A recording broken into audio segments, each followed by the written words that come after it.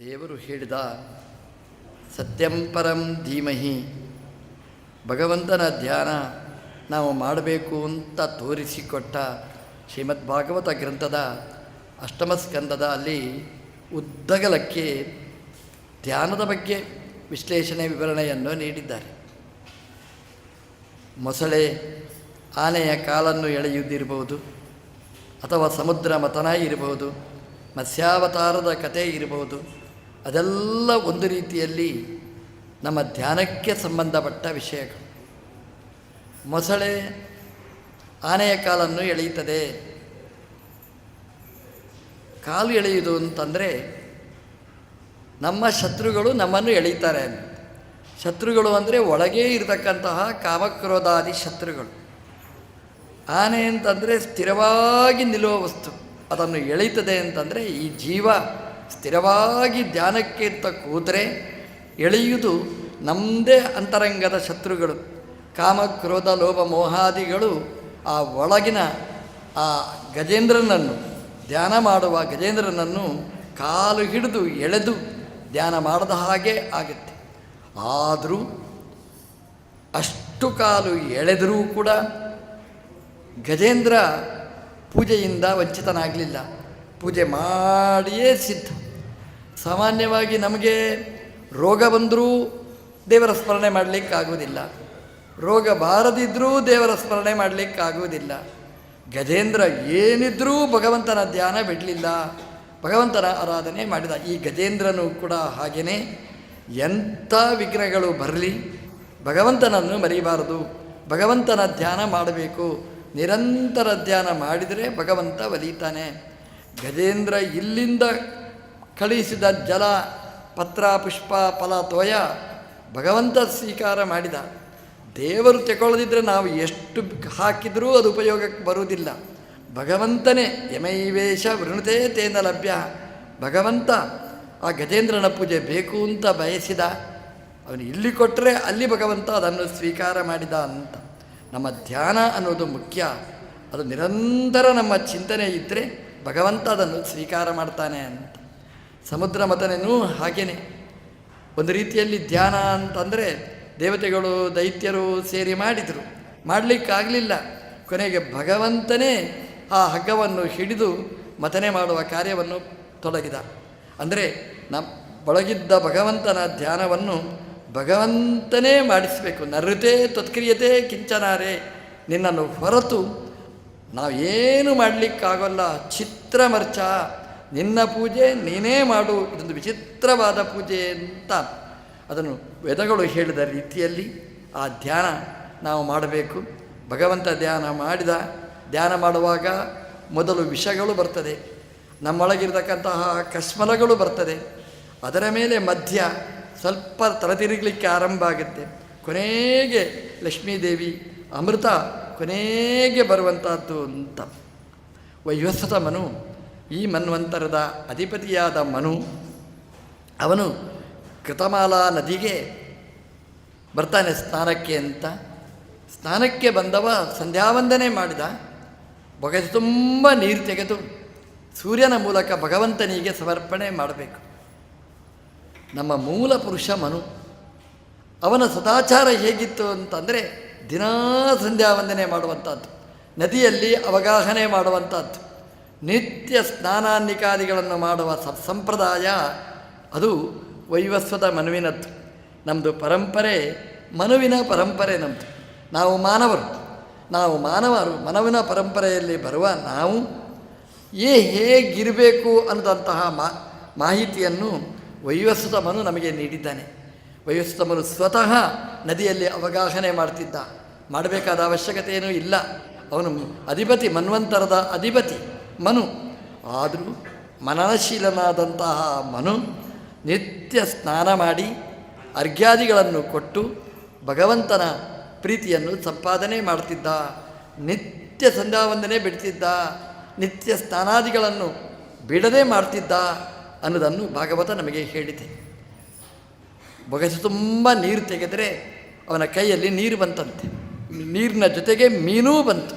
ಆ ಮೀನನ್ನು ಏನು ಮಾಡಬೇಕು ಅಂತ ತೋಚಲಿಲ್ಲ, ಬಿಡಬೇಕು ಅಂತ ಹೊರಟಾಗ ಆ ಮತ್ಸ್ಯ ಯಾರ ಜೊತೆಗೇನೂ ಮಾತಾಡದೇ ಇದ್ದ ಮತ್ಸ್ಯ ವೈವಸ್ವತ ಮನುವಿನ ಜೊತೆಗೆ ಮಾತಾಡಲಿಕ್ಕೆ ಪ್ರಾರಂಭ ಮಾಡಿತು. ಅವು ಹೇಳಿತು, ನನಗೆ ಭಯ ಆಗುತ್ತೆ, ಈ ನದಿಯಲ್ಲಿ ನನಗಿಂತ ಬಲಿಷ್ಠವಾದ ಮೀನುಗಳು ನನಗೆ ಹಿಂಸೆ ಕೊಡ್ತವೆ, ಹಾಗಾಗಿ ನಾನು ನಿನ್ನೊಟ್ಟಿಗೆ ಬರ್ತೇನೆ, ಕರ್ಕೊಂಡು ಹೋಗು ಅಂತ. ಆಯಿತು ಅಂತ ಹೇಳಿತು.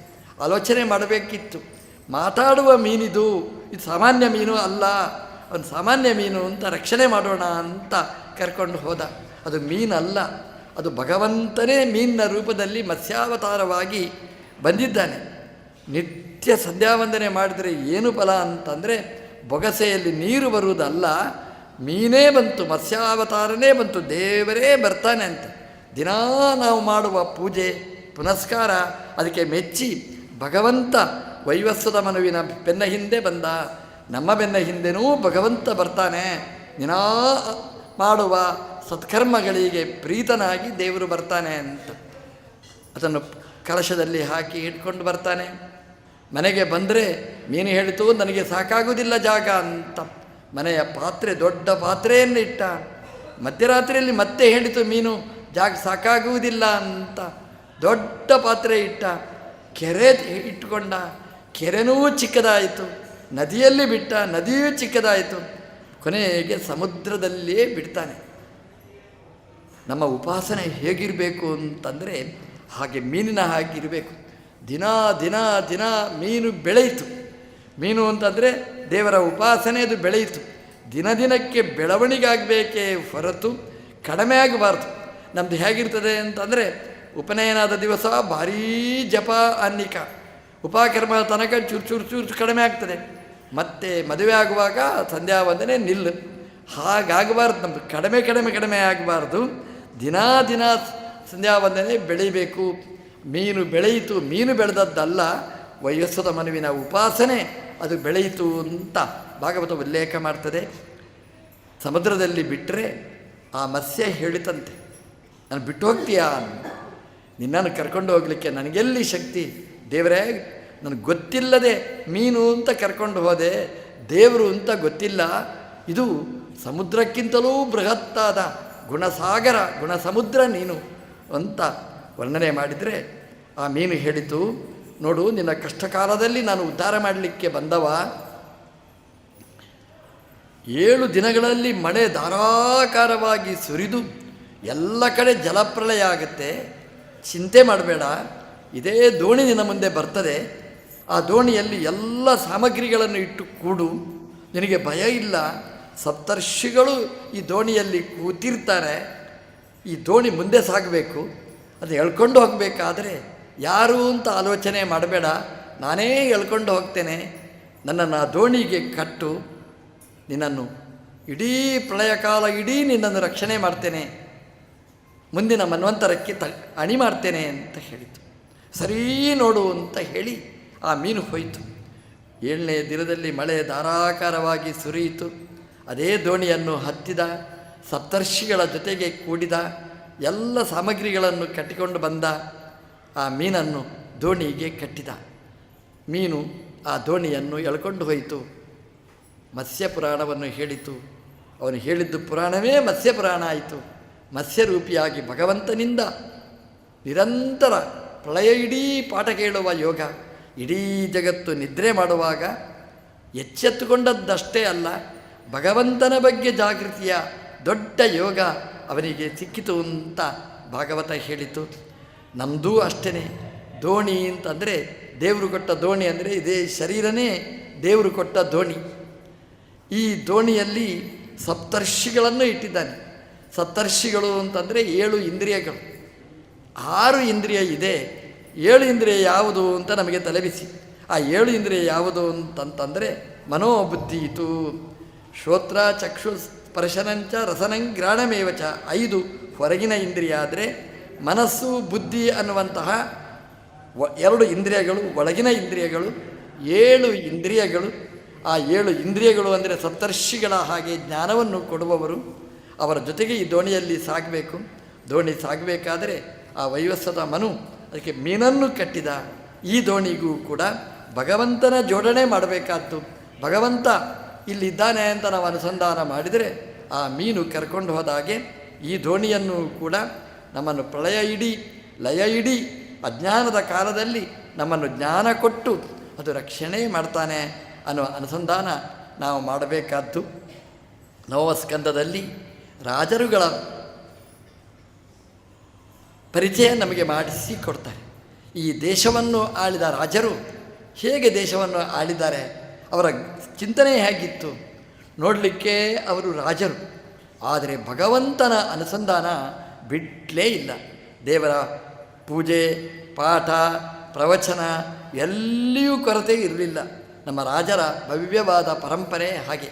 ರಾಜ ಅಂತಂದರೆ ರಾಜತೆ ಬರೀ ಜನರ ಮುಂದೆ ಮಾತ್ರ ರಾಜತೆ ಅಲ್ಲ, ಶಾಸ್ತ್ರದಲ್ಲಿಯೂ ವಿರಾಜಮಾನರಾದವರು. ಒಳ್ಳೆಯ ಅನುಷ್ಠಾನ, ಭಗವಂತನ ಭಕ್ತಿ ಭಜನೆಗಳು ಯಾವುದಕ್ಕೂ ಕೊರತೆ ಇರಲಿಲ್ಲ. ವಿಷ್ಣು ಪೃಥಿವೀಪತಿ ಅಂತ ಭೂಮಿಯನ್ನು ಆಳಬೇಕಾದರೆ ವಿಷ್ಣುವೇ ಆಳಬೇಕು. ಭೂಮಿಯ ಗಂಡ ವಿಷ್ಣು ಅಲ್ವಾ? ಹಾಗಾಗಿ ವಿಷ್ಣು ಇಲ್ಲದೆ ಭೂಮಿಯನ್ನು ಆಳಲಿಕ್ಕೆ ಸಾಧ್ಯ ಇಲ್ಲ. ರಾಜರುಗಳ ಒಳಗೆ ವಿಷ್ಣು ಭಗವಂತ ಒಳಗೆ ಕೂತು ರಾಜ್ಯಭಾರ ಮಾಡ್ತಾನೆ. ರಾಜರಿಗೆ ಈ ಅನುಸಂಧಾನ ಇರಬೇಕು. ನನ್ನೊಳಗೆ ದೇವರು ಕೂತು ಎಲ್ಲವನ್ನೂ ಆಡಳಿತವನ್ನು ಸಸೂತ್ರವಾಗಿ ನಡೆಸ್ತಾನೆ. ದೇವರು ನಡೆಸಿದರೆ ಆ ದೇಶ ಒಳ್ಳೆಯ ದಿಕ್ಕಿನಲ್ಲಿ ಸಾಗ್ತದೆ ಅಂತ ಆ ರಾಜರುಗಳ ಪಟ್ಟಿಯನ್ನು ಮಾಡ್ತಾ ಹೇಳ್ತಾರೆ. ಆ ಪರಂಪರೆ ಹೇಗೆ ಬಂತು? ಭಗವಂತನ ನಾಭಿಕಮಲದಲ್ಲಿ ಬ್ರಹ್ಮದೇವರ ಆವಿರ್ಭಾವ, ಬ್ರಹ್ಮದೇವರಿಂದ ಮರೀಚಿ, ಅತ್ರಿ, ಅಂಗಿರಸ, ಪುಲಸ್ತ್ಯ, ಪುಲಹ ಎಲ್ಲ ಬಂದರು. ಮರೀಚಿಯ ಮಗನಾಗಿ ಕಶ್ಯಪರು ಬರ್ತಾರೆ. ಕಶ್ಯಪರ ಮಗ ಸೂರ್ಯದೇವರು. ಸೂರ್ಯ ಅವನಿಗೆ ವಿವಸ್ವಾನ್ ಅಂತ ಹೆಸರು. ಆ ವಿವಸ್ವನ್ನ ಮಗನೇ ವೈವಸ್ವತಮನು. ಅವನನ್ನು ಶ್ರಾದ್ದದೇವ ಅಂತ ಕರೀತಾರೆ. ಅವನ ಕಥೆಯನ್ನೇ ನಾವು ನೋಡಿದ್ದು. ಮತ್ಸ್ಯಾವತಾರ ಅವನಿಗೆ ಅನುಗ್ರಹ ಮಾಡಿದ್ದು. ವೈವಸ್ವತ ಮನುವಿಗೆ ಸಂಜ್ಞಾದೇವಿಯ ಜೊತೆಗೆ ಕಲ್ಯಾಣೋತ್ಸವ ನಡೀತದೆ. ಆದರೆ ಅವನಿಗೆ ಸಂತಾನ ಇರಲಿಲ್ಲ. ಈ ಕತೆ ಹಾಗೆಯೇ ಹೇಳ್ತಾರೆ. ಮಕ್ಕಳಿಲ್ಲ ಅಂತ. ಮಕ್ಕಳಿಲ್ಲ ಅಂದರೆ ಅವರು ಅಸಮರ್ಥರು ಅಂತ ಅರ್ಥ ಅಲ್ಲ.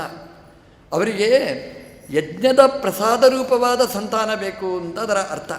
ಹಾಗಾಗಿ ಯಜ್ಞ ಮಾಡಿ ಅದರ ಪ್ರಸಾದ ರೂಪವಾದ ಸಂತಾನವನ್ನು ಪಡೀತಾರೆ. ವೈವಸ್ವತ ಮನು ಮಕ್ಕಳಾಗದೇ ಇದ್ದಾಗ ವಸಿಷ್ಠರ ಹತ್ರ ನಿವೇದಿಸಿಕೊಳ್ತಾನೆ. ವಸಿಷ್ಠರೇ ಸಂತಾನ ಇಲ್ಲ ಅಂತ. ವಸಿಷ್ಠರು ಹೇಳಿದರು, ಯಜ್ಞದಿಂದ ಎಲ್ಲವೂ ಸಿಗ್ತದೆ, ಹಾಗೆ ಯಜ್ಞ ಮಾಡೋಣ ಅಂತ. ಯಜ್ಞ ಮಾಡ್ತಾರೆ. ಯಜ್ಞದಲ್ಲಿ ಭಗವಂತ ಪ್ರೀತನಾಗಿ ಅವನಿಗೆ ಸಂತಾನ ಕೊಡ್ತಾನೆ. ವೈವಸ್ವತ ಮನುವಿಗೆ ಸಂತತಿ ಮಗು ಆಗುತ್ತೆ. ಆದರೆ ಅವನಿಗೆ ಇಷ್ಟವಾದ ಮಗು ಸಿಗಲಿಲ್ಲ. ಯಾವುದು ಇಷ್ಟವಾದ ಮಗು? ನಮ್ಮಲ್ಲಿ ಹಾಗೆ ನೋಡಿ, ಗಂಡು ಹೆಣ್ಣು ಅಂದರೆ ಗಂಡು ಇಷ್ಟವಾದ ಮಗು.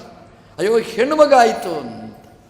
ವೈವಸ್ವತ ಮನುವಿನ ಪ್ರಶ್ನೆ ಏನು ಅಂತಂದರೆ, ನಾವು ಗಂಡು ಸಂತಾನ ಬೇಕು ಅಂತ ಹೋಮ ಮಾಡಿಸಿದ್ದು, ಹೆಣ್ಣು ಮಗು ಆಯಿತು. ಗಲಾಟೆ ಮಾಡಿದ ವೈವಸ್ವತ ಮನು. ವಸಿಷ್ಠರಿಗೆ ಸರಿಯಾಗಲಿಲ್ಲ, ಎಲ್ಲಿಯೋ ತೊಂದರೆ ಆಗಿದೆ. ವಸಿಷ್ಠರು ಹೇಳಿದರು, ಮಂತ್ರ, ದ್ರವ್ಯ, ಕ್ರಿಯೆ ಎಲ್ಲ ಚೆನ್ನಾಗಿಯೇ ಮಾಡಿದ್ದೇವೆ, ಮತ್ತು ಯಾಕೆ ಹೆಣ್ಮಗು ಹುಟ್ಟಿತು? ವಿಚಾರ ಮಾಡಿದರು. ಮಂತ್ರ ಎಂಬುದು ಅನ್ಯತಾ ಆಗಲಿಕ್ಕೆ ಸಾಧ್ಯನೇ ಇಲ್ಲ. ಮಂತ್ರ ಲೋಪ ಇಲ್ಲ. ಮಂತ್ರವನ್ನು ಹೇಳಿದ ಋತ್ವಿಕ್ಕುಗಳ ದೋಷ ಇಲ್ಲ, ದ್ರವ್ಯ ದೋಷ ಇಲ್ಲ. ಒಳ್ಳೆಯ ಅಜ್ಜ, ಒಳ್ಳೆಯ ಸವಿದೆ, ಎಲ್ಲ ಚೆನ್ನಾಗಿದೆ, ಎಲ್ಲ ಕರ್ಮಗಳು ಮತ್ತು ಯಾಕೆ ಹೆಣ್ಮಗು ಹುಟ್ಟಿತು ಅಂತಂದರೆ ವಿಚಾರ ಮಾಡಿದರು. ನೇರ ಅಧ್ವರ್ಯುವಿನ ಹತ್ರನೇ, ಹೋತೃವಿನ ಹತ್ರ, ಹೋಮ ಮಾಡುವವನ ಹತ್ರನೇ ಕೇಳಿದರು. ಹೋತೃ ಹೋಮ ಮಾಡುವಾಗ ಮನಸ್ಸೇನಾದರೂ ವಿಚಲಿತ ಆಯಿತಾ? ನಾವು ಹೋಮ ಮಾಡುವಾಗ ಪುರೋಹಿತರಿಗೆ ಕಿರಿಕಿರಿ ಮಾಡಬಾರ್ದಂತೆ. ಮಾಡಿದರೆ, ಅವ್ಯವಸ್ಥೆ ಮಾಡಿದರೆ ಅದಕ್ಕೆ ನಾವೇ ಹೊಣೆಗಾರರಾಗ್ತೇವೆ. ಅವನು ಪೂಜೆ ಮಾಡುವಾಗ, ಪ್ರವಚನ ಮಾಡುವಾಗ, ಧ್ಯಾನ ಮಾಡುವಾಗ ಯಾರಿಗೂ ನಾವು ತೊಂದರೆ ಕೊಡಬಾರ್ದು ಅಂತ ಹೇಳ್ತಾರೆ. ಹಾಗೆಯೇ ಅವನು ಹೋಮ ಮಾಡುವಾಗ ಏನಾದರೂ ತೊಂದರೆ ಆಯಿತು ನಿನಗೆ ಅಂತ ಪ್ರಧಾನ ಋತ್ವಿಕನ್ನು ಕೇಳಿದರು. ಯಾಕೆ ಅಂತ ಅವನು ಕೇಳಿದ. ಅಲ್ಲ, ಗಂಡು ಮಗು ಬೇಕು ಅಂತ ನಮ್ಮದು ನಿರ್ಧಾರ ಇದ್ದದ್ದು, ಹೆಣ್ಮಗು ಯಾಕಾಯಿತು ಅಂತ ಅವನು ಹೇಳಿದ. ಹೌದು ಅಂತ ಹೇಳಿದ. ನಾನು ಪೂರ್ಣಾವತಿ ಕೊಡಬೇಕು, ಕೊಡುವಾಗ ಕಿವಿಯಲ್ಲಿ ಗುಯ್ ಗುಯ್ ಗುಯ್ ಅಂತ ಹೇಳಿದರು. ಏನು ಗುಯ್ ಗುಯ್ ಅಂತ ಹೇಳಿದರು? ಹೆಣ್ಣು ಮಗು ಬೇಕು ಅಂತ ಹೇಳಿದರು ಅಂತ. ವಯಸ್ಸವನಿಗೆ ಕೋಪ ಅಂತು. ಯಾರು ಹೇಳಿದರು ಅಂತ? ನಿಮ್ಮ ಮನೆಯವರು ಹೇಳಿದ್ದು ಅಂತ ಹೇಳಿದ. ಅಂದರೆ ಸಂಜ್ಞಾದೇವಿ ಹೇಳಿದ್ಲು, ಸಂಜ್ಞೆ ಮಾಡಿ ಹೇಳಿದ್ಲು, ಪುರೋಹಿತರೇ ಪೂರ್ಣಾವತಿ ಆಗ್ತಾ ಇದೆ, ಗಂಡು ಬೇಡ, ಹೆಣ್ಣು ಮಗು ಬೇಕು. ಗಂಡ ಹೆಂಡತಿಯಲ್ಲೇ ವೈಮನಸ್ಸೆ ಇತ್ತು ನೋಡಿ. ಹೋಮದಲ್ಲಿ ಯಾರೂ ಹೊಣೆಗಾರರಲ್ಲ, ಯಜಮಾನಿನೇ ಹೊಣೆಗಾರ್ತಿಯಾಗ್ತಾಳೆ. ಅವಳು ಹೆಂಡತಿ ಹೇಳಿದ್ದಕ್ಕೆ ಪುರೋಹಿತರು ಹೇಳಿದರು, ಪೂರ್ಣಾವತಿ ಕೊಡುವಾಗ ಹೆಣ್ಣು ಮಗು ಆಗಲಿ ಅಂತ. ಹೆಣ್ಣು ಮಗು ಆಯಿತು. ವಸಿಷ್ಠರು ಕೇಳಿದರು ವಯಸ್ಸದ ಮನುವಿನ ಹತ್ರ, ನಮ್ಮದು ಯಾರ್ದು ತಪ್ಪಿಲ್ಲ, ನಾವೆಲ್ಲ ಪರ್ಫೆಕ್ಟ್, ನಾವೇ ಚೆನ್ನಾಗಿ ಮಾಡಿದ್ದೇವೆ, ನಿನ್ನ ಮನೆಯವರ ಹತ್ರ ಕೇಳೋದು. ಮನೆಯವರಿಗೆ ಫೋನ್ ಮಾಡಿ ಕೇಳಿದ, ಅಮ್ಮ ಸಂಜ್ಞಾದೇವಿ ನೀನು ಕೇಳಿದ್ದ ಹೌದಾ? ಹೌದ್ರಿ, ನನಗೆ ಹೆಣ್ಣು ಮಗು ಬೇಕು. ನೋಡು, ನಾವು ಗಂಡು ಮಗುವೇ ಸಂಕಲ್ಪ ಮಾಡಿದ್ದಲ್ವಾ?